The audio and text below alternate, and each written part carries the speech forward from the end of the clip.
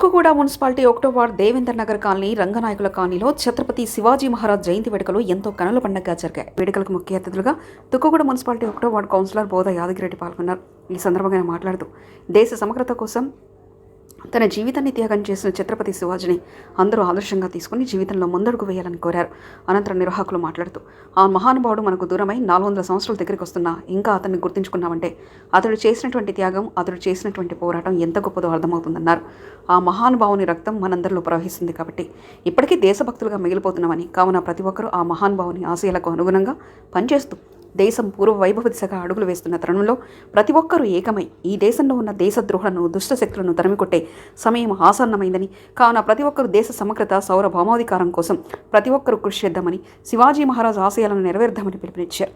జై భవానీ, వీర శివాజీ అని నినాదాలు పలికారు. ఈ కార్యక్రమంలో కాలనీ పెద్దలు, యువకులు, చిన్నారులు పాల్గొనడం జరిగింది.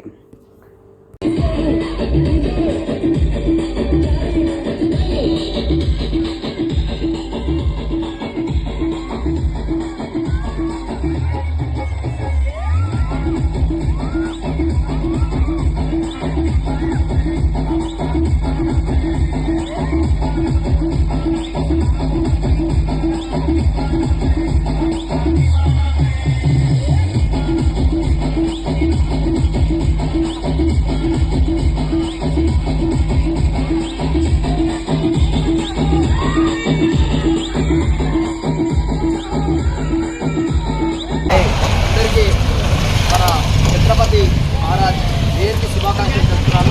నిజంగా గర్వంగా ఉంది.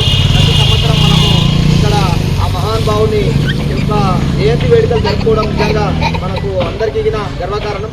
ఎందుకంటే ఈ దేశం ఉన్న పరిస్థితుల్లో, అప్పుడున్న పరిస్థితుల్లో దాదాపు 370 సంవత్సరాల క్రితం ఈ యొక్క మహానుభావుడు ఈ దేశంలో ఉన్న పరిస్థితులు చూస్తే నిజంగా ఇప్పటిదాకా మన వాళ్ళు చెప్పినట్టు చూస్తే కళ్ళు చిమ్మరిల్లు మనకు. ఎందుకంటే ఎంత గోసపెట్టిరో మనం వచ్చి ఈ దేశంలో ఎక్కడి నుంచో మొగలాయిలు వచ్చి ఈ దేశాన్ని పరిపాలన చేసి, కొంతమంది వేల సంఖ్యలో వచ్చి ఇక్కడ మన దేశాన్ని పరిపాలన చేసి అస్తవ్యస్తంగా ప్రతి ఒక్కరిపైన ఇక్కడ ఉన్నటువంటి అప్పుడున్నటువంటి పరిస్థితులు 500 సంవత్సరాల క్రితం ఇక్కడ వేరే మతం ఏది లేదు.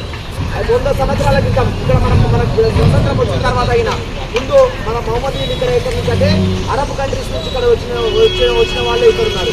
అదేవిధంగా ఇప్పుడు ఉన్నటువంటి క్రిస్టియానిటీ పేరుతోడిన 100 సంవత్సరాల క్రితం ఇక్కడ ఎటువంటి క్రిస్టియానిటీ లేదు. ఆ యొక్క స్కూల్స్, ఆ యొక్క మిషనరీస్ పెట్టి ఈ యొక్క దేశాన్ని దేశంగా ఖరాబ్ చేయాలని చూస్తున్నారు. ఆనాడు ఆ మహానుభావులు ఇప్పటికీ ఉన్నది కాబట్టి దాదాపు 400 సంవత్సరాల దగ్గరికి వస్తున్నారు. అలాంటి మహానుభావులు మనం అంటే అలాంటి ఆ మహానుభావులు